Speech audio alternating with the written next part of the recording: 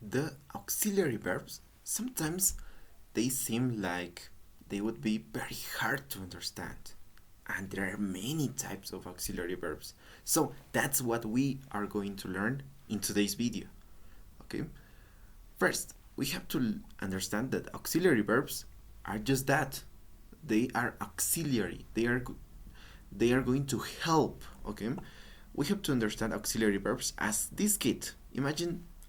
Uh, imagine just a hero, a small hero that helps the main verb. Okay, this is the main verb and this is the auxiliary verb because it's going to help, right?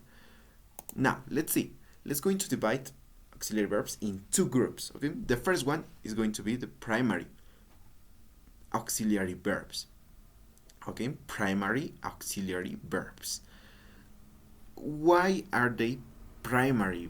Because they are going to change a little. They are going to change. Okay, they are going to change um, their forms. For that reason, we have this image.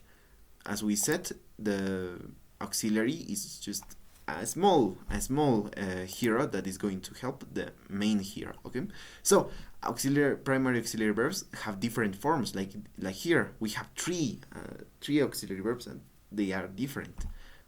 Okay, but they are going to help the main verb. For example, let's see one example. They are studying in the school.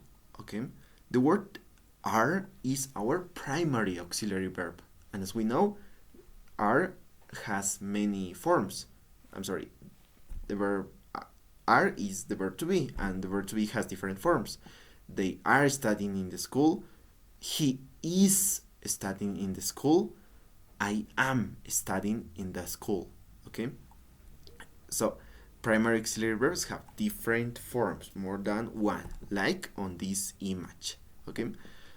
Now, the primary auxiliary verb to be is going to help us to express present continuous, any continuous sentence. Okay, present continuous, past continuous, future continuous, right? And also the passive voice. Okay, for example, my house was built. My house was built in 2008, for example. Okay, so the word is our primary auxiliary verb, and built is our main verb. Okay, and like here, are is our primary auxiliary verb, is this one, is this one, is this one. Okay, but they are going to help the same verb, the word studying. Okay, they are studying in the school, to express continuous. Now the next one is the verb do. Okay, the verb do helps us to express negative sentences, positive, and also interrogative. Well, here it's to express emphasis. For example, she does not believe in your abilities. Okay, she does not believe in your abilities. It's helping us to express negative. Now, to give emphasis, this is not positive, it's emphasis. Okay, for example, I love chocolate. That means that I like chocolate. No, I like to eat chocolate, but I do love chocolate. It means that I really enjoy. I like to eat every day chocolate. Okay, that's the difference. And also, of course, the question, for example, does he knows how to swim, for example. Okay, then we have the verb have has different forms, right? Have, has, had, for example. For that reason, they are different. Okay, for example, he has seen that movie already, or he has already seen that movie. The primary auxiliary verb have is going to help us to express perfect sentences. Okay. Yes, he has seen that movie already. Right. Imagine that have is like this one, has is this one, and had is this one. Okay. It can help us to express perfect, present perfect, past perfect, future perfect, present perfect continuous. Right. So these are the primary auxiliary verbs, okay? Be, do, and have. Then we have the modal auxiliary verbs. They are different because, as we see here, they are going to help the main verb, but they are not going to change its forms. For that reason, it's just one. Okay. For example, they are going to help us to express future. For example, modal auxiliary verbs such as shall and will. Okay? For example, she shall assist the meeting, or she will assist the meeting.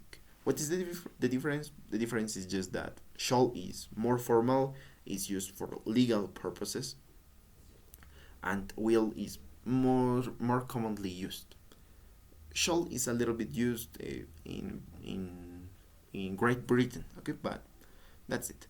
Then it helps us to express requests. For example, may you close the door? It's a request. May you close the door? Close is our main verb, of course, and may is our modal auxiliary verb. Okay, we have others. For example, may, could you, can you, would you, for example, and advice. Okay, for example, they must see a doctor. They must see a doctor, right? It's an advice. It's like an order, we can say. Okay, they must see a doctor, or they should see a doctor, or they ought to see a doctor. Okay, then it helps us to express ability. For example, we can run faster than them. Okay, we can run faster than them. Also, another one is could. Could is the past of can. Okay, so we could run faster than them. It means that in the past, yesterday, we could run faster than them, but nowadays they ran faster than us, right? Then it helps us to express likelihood. For example, it might rain later, or it could rain later, or it would rain. Just those two, okay? But that's the point. Modal auxiliary verbs such as shall, may, must, can, and might. Okay, and our main verbs are assist, close, see, run, and rain. Okay? Those are the differences between the primary auxiliary verbs. We have to remember they change, like here, they change, and modal auxiliary verbs, they do not change. Okay, that's the difference.